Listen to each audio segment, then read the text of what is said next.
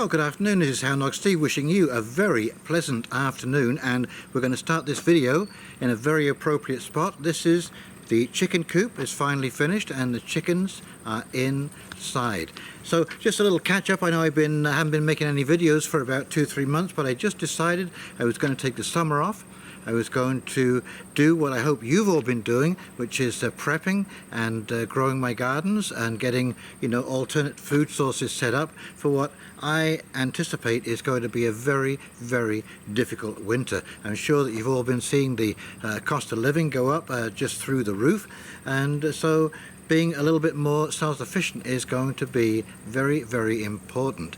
The other thing I kind of wanted to take a little bit of a back seat was, when the whole Ukraine thing started, basically, wow, everybody was trying to analyze something which was virtually impossible to analyze, and I decided that rather than step into the fray, I would just sit back and, like I say, watch this unfold a little bit, and now we see things are falling into place. But I've had an interesting book list that I've read this year, and I'm going to show you some of those books later on. Good reading, I can highly recommend them, but the one I'm reading right now, which is probably the most important, I think, is the Klaus Schwab book, COVID-19, The Great Reset, and it is such an insightful book into this man's personality, and also because the book was written, or it was published, I think it was written before 2020, but it was published in 2020. Well, we're now in 2022, so we've been looking back down that tunnel, and many of the things that they hoped would happen have not happened, and you can just see that they are so dependent on everything working perfectly. And just to give you a bit of an example, okay, the EU, the way the EU has progressed since the 70s to today, basically a huge bureaucracy, impenetrable bureaucracy. He's calling these policy makers who have made mistakes, this is the blueprint for the WEF, and it's failing completely. And I'm going to do a few videos about that, because this, would I call it a luxury? We are going to be able to sit and watch Europe completely undone this winter. Anyway, I got some exciting news in the chicken house, so I'm going to take you around. We'll do a little look-see what's changed and what's happened, and maybe carry on the conversation on the way round. Okay, so this is inside the chicken house. These are the nesting boxes, and I looked in about 10 or 11 o'clock this morning, and I saw one of the hens sitting on a nest, and here we go. Here are my first 2 little chooky eggs. Look at that, 2 brown eggs. Wow, I'm impressed. Anyway, you can see there is quite a bit of room for a number of hens, and I've got six laying hens. They are 10 weeks old, and we're just going to take a little look at those girls, and we'll introduce you to the rooster. Okay, so here we are. Here are my girls.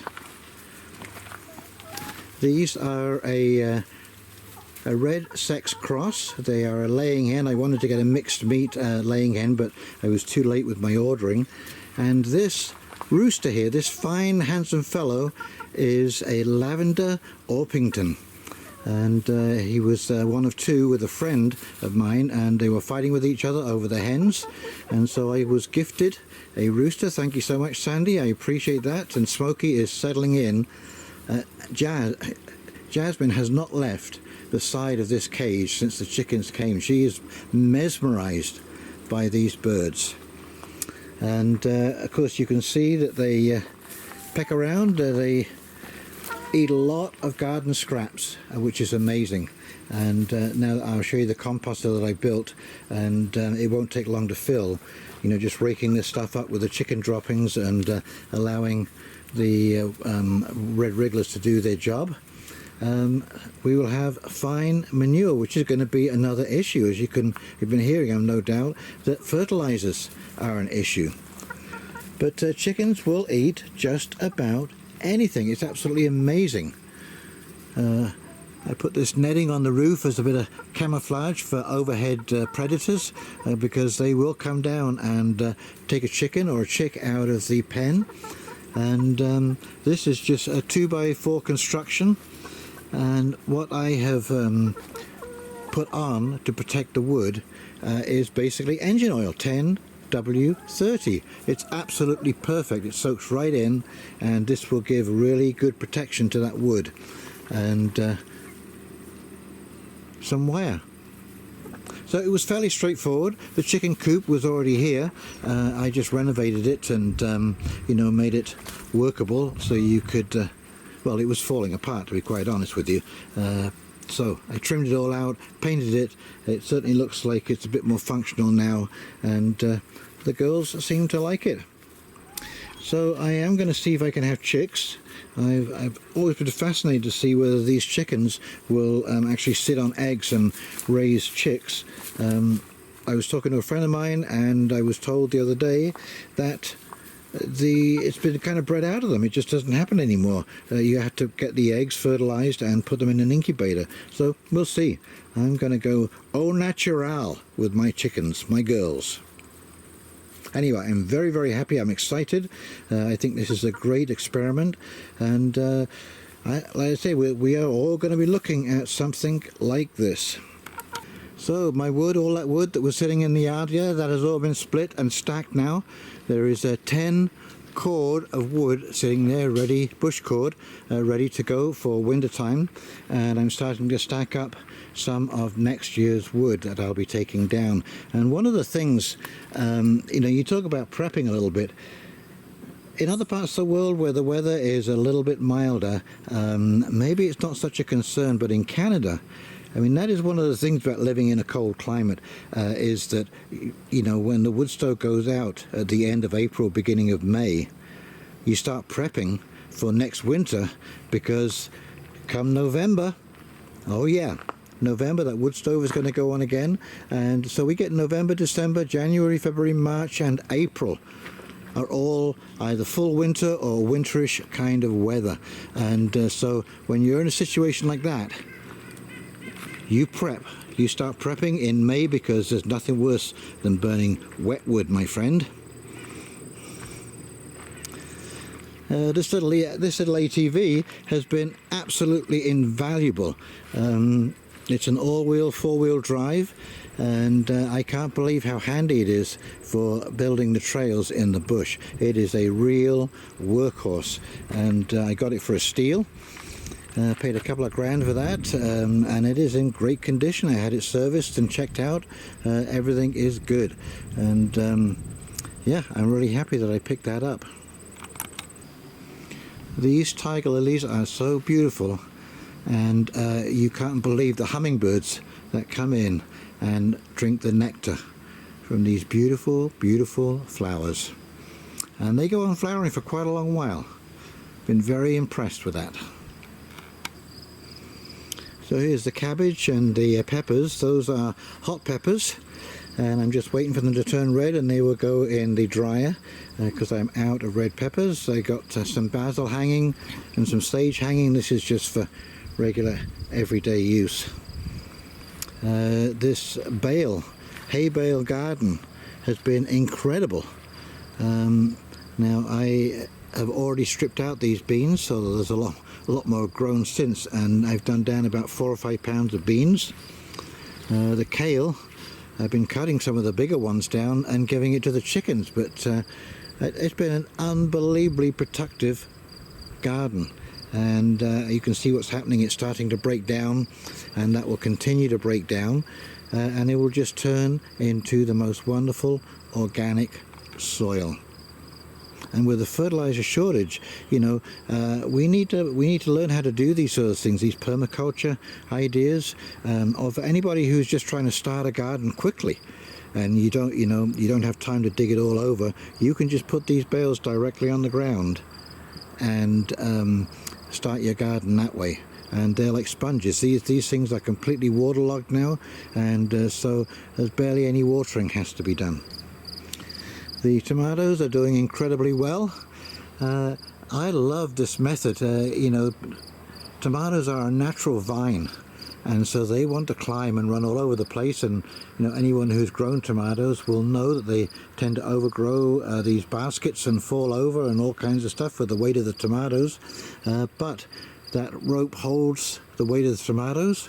I just cut all of the suckers off so there is just one stem producing, and as you can see, there is a great yield of the tomatoes, and I think that it really helps with ripening and pollinating, because there's just a lot less clutter, a lot less vegetation going on there.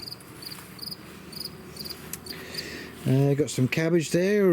Looks like the caterpillars have got into a couple of them, and the others are not too bad. I read somewhere in an organic preppers page on Facebook that if something isn't eating your garden, there's something wrong with your garden. And I guess that's true, but these pests can be mighty annoying. I just cropped off my mint. I just made, or put into a jar, my creme de menthe for the year. My second batch of creme de menthe. This would be 2 litres of vodka and pineapple mint and chocolate mint with honey as a sweetener. I've got to clean this bed out. This is where the cilantro was and the dill. I pulled those out for seeds, and so they are drying in the other house.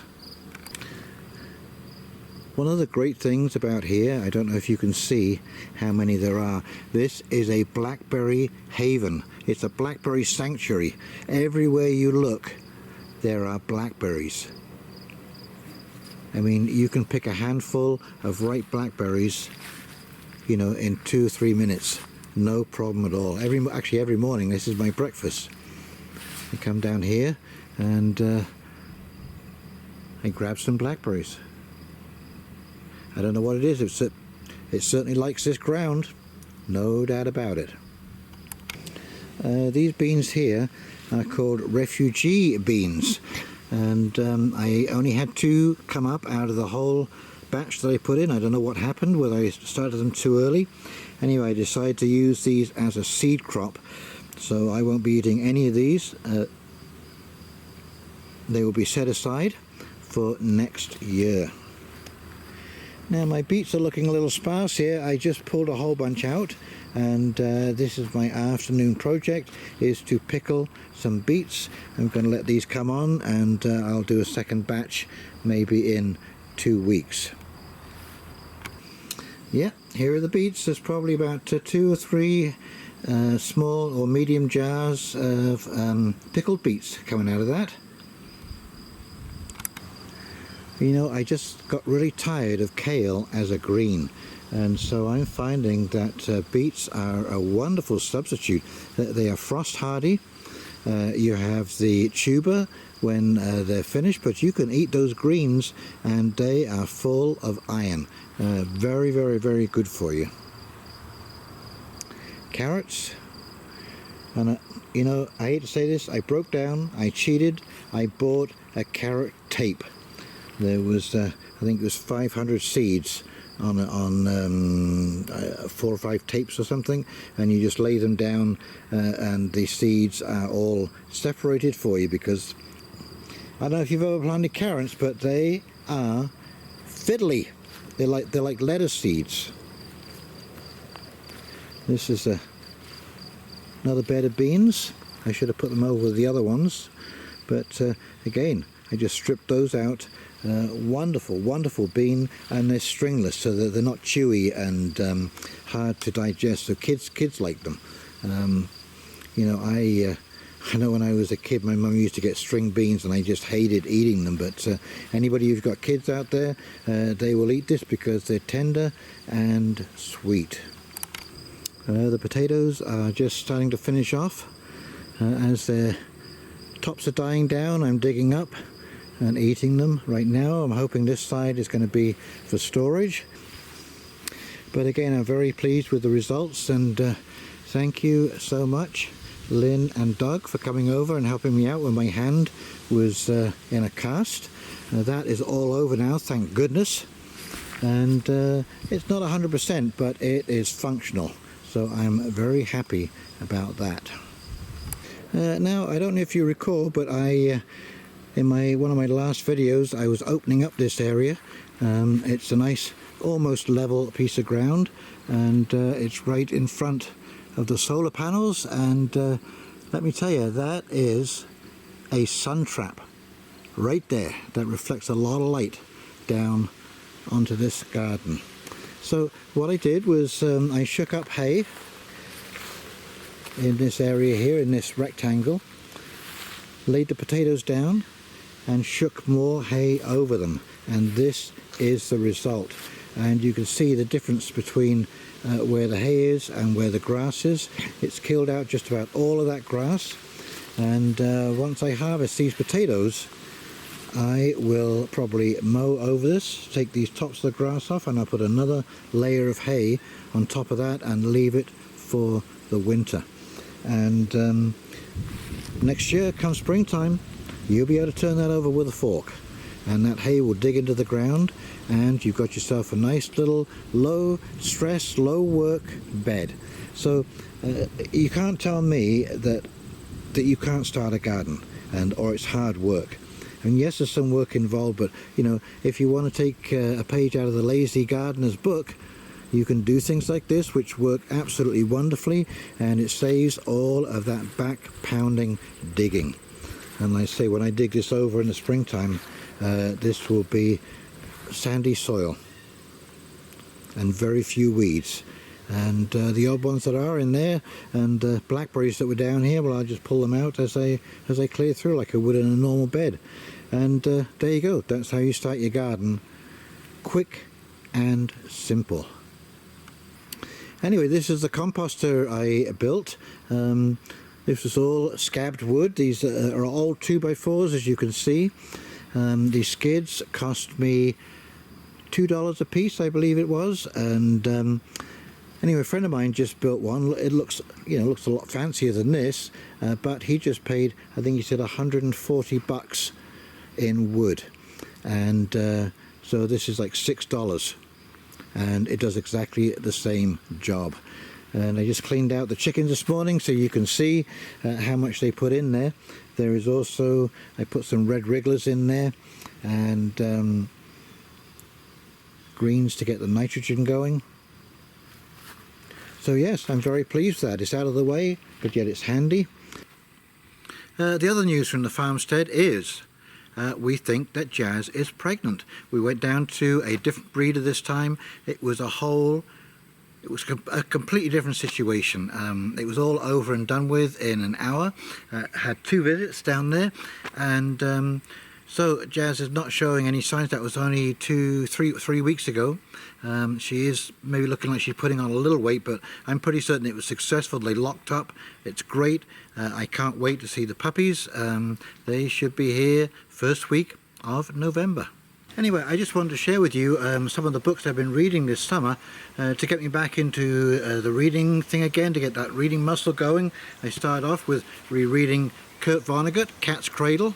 Very entertaining. I don't know if you like Kurt Vonnegut, but he is a masterful writer and very easy to read. It's quite light reading, but yet there is a depth to it as well. And I also reread Breakfast of Champions by Kurt Vonnegut. Again, very, very interesting little book, very easy to read and very entertaining. Then we got into something a little bit heavier. This is the Shit Hit Savannah Survival Stories by Stelko Begovic. This is the Sarajevo War. The Kosovo War, and he was in Sarajevo at the time. And Sarajevo is a city of about 50 or 60,000 people, and it was basically abandoned. In the war, there was shelling from both sides, but all public services had come to an end. There was no official police force. There was all kinds of imposters. But anyways, this book gives you a really good idea of what it's like to go through a situation like that. Now, I don't know whether we're going to go through something quite as dire, but I'll tell you, nothing takes away your sense of humour like a money problem. And when you're hungry and the kids are screaming, I'll tell you, desperate people do desperate things.